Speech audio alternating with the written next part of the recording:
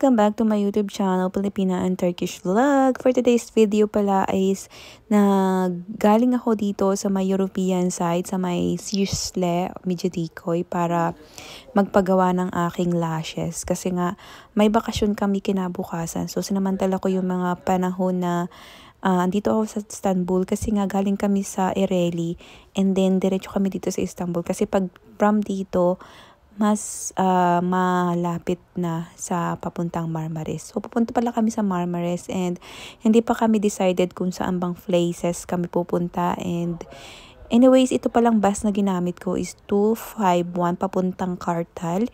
Kasi nga, diba, nakatira kami sa Asian side and medyo malayo-layo dito sa may European side. So, pag pupunta kayo dito, ang gagamitin yung bus kung nanggaling kayo sa Maltepe or nanggaling kayo sa Kartal is 251. And itong bus na ito, guys, ay may may second floor. And nagpwesto nga ako dun sa second floor and tamang-tama naman is very maluwag yung bus, kaya nakapwesto ako dun sa front. Kaya naman nakapag-video ako ng bonggang-bongga. Ang ganda ng view and ang ganda pala kapag ka nasa second floor ka. Kaya nga lang, guys, sobrang nahihilo ako kasi nga medyo shaky yung pag nasa second floor ka. Pero first time ko lang talaga itong tinry ko lang kasi ako anong feeling, and also for my video na din. So, ayan guys, enjoy my view. Ito pala yung Istanbul and alam ko na nakikita nyo yan usually kapag kami mga vlogger dito sa Istanbul, and madalas pinapakita tong bridge na to na daanan or tawiran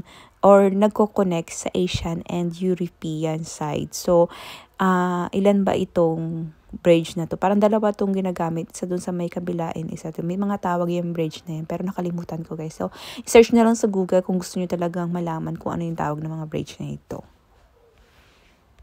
And sa bawat pagtawid nyo dito is may bayad yan, guys. Hindi yan libre. Hindi ko lang alam kung magkano yung bayad kapag pang transportation or mga public vehicle. Like yung sa car, parang ngayon is nasa 50 or 100 na yata yung bayad. I'm not sure, pero may bayad kapag ginamit nyo itong bridge na to, and magkaiba sila ng presyo. Fast forward na nga tayo. This is the next day.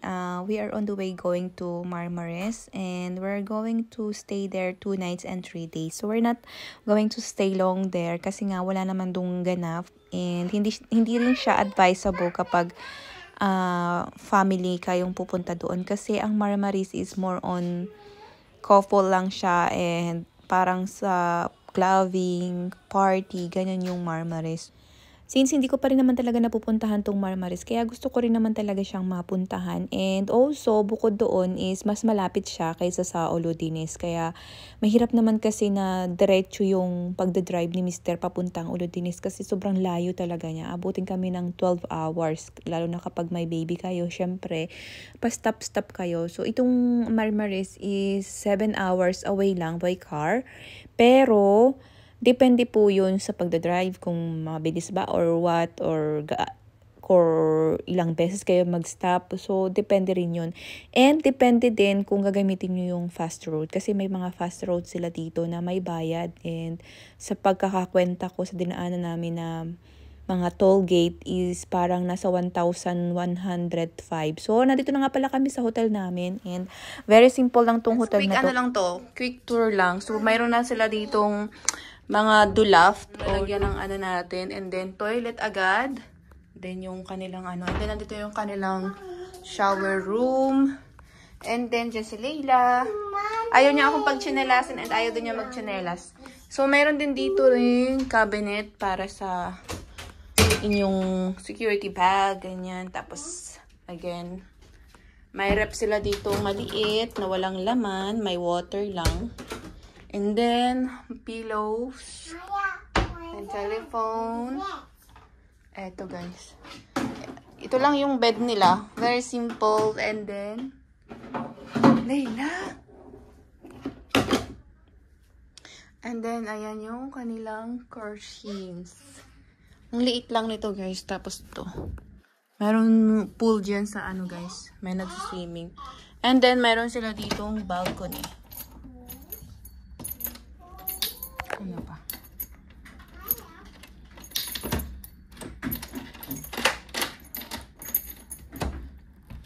Ayaw ko mabuksan. Ito, balcony yan, guys. Ito, may garden dyan. Maliit lang. So, yan. Tapos, ito, screen TV yata to. Or mirror. And then, mayroon silang mini bar dito. May pangkape. Power. And then, another cabinet yata to. Ayan lang. That's it. Dito pala kami nag-stay sa ano, guys. Sa Marmaris Hotel. Mag-wash lang ako ng kamay. And itong Marmaris Beach Hotel na to, guys, ay sobrang ano lang. Katapat nito ay beach. And then mag-stay pala kami dito hanggang Leila? So, ayan yung aming hotel. Yung pangalan ng hotel namin. And ngayon nga is hapon na dito, paggabi na. And maglalakad-lakad kami para humanap ng mga restaurant na pwede namin kainan for dinner. Kasi sa hotel namin pinagstayan, hindi kasama ang meal. So, breakfast lang yung kasama doon. Kaya naman, maghanap kami ngayon ng aming makakainan. So, while walking nga, may nagkakasal-kasal dito. Celebrate dito sa may hotel namin, sa baba ng aming hotel. And, naki-video na rin ako sa kanila. Kunyari, bisita ako, ganan. So, ayan. And also, magtitingin din kami ng mga presyo or ng mga company na nag-o-offer ng mga boat tour. And let's see kung ano yung kanilang offer and magkano yung boat tour dito sa Marmaris. Kung si Mr. ay talagang consistent ba talaga na mag-boat tour tomorrow. Kasi nga din, si Leila may topak this time. Ayaw niyang, parang hindi niya feel dito sa Marmaris. Ewan ko ba, since nung dumating kami dito is, ayaw niya yung maglalakad-lakad siya. Ewan ko kung masakit ba yung paa niya or whatever, I don't know. And also, ayaw niyang mag-swimming dun sa may buhangin. So, gusto naman niya mag-swimming dun sa pool lang. Ayaw niya yung buhangin. Kasi daw dirty, ganun. So, ayan, nakahanap na pala kami ng restaurant dito. Dito kami napunta sa Leila Restaurant, Balik Restaurant. And kakain kami ng balik. And then iinom na kami ng tag-isang beer. And then uuwi na rin kami kasi syempre pag may bata, hindi naman pwedeng magtagal sa labas. Ganun talaga. And mag-picture-picture lang kami. So kinabukasan na nga ito, fast forward na tayo. Mag-swimming kami. Trying hard pa rin kami kay Leila. Sana naman ay gusto niya talaga mag-swimming. So ayan, ayaw na nga niya talaga mag-swimming dyan. And then in the third day na ito, and on the way na kami papuntang Olodenis. And while we are on the road ay talaga namang ang lakas-lakas guys ng ulan. Kaya naman talagang umistop muna kami ni Mr. kasi delikadong mag-drive kapag sobrang lakas ng ulan. So, umistop kami dito somewhere sa may Coyodis all the way to Fiteye.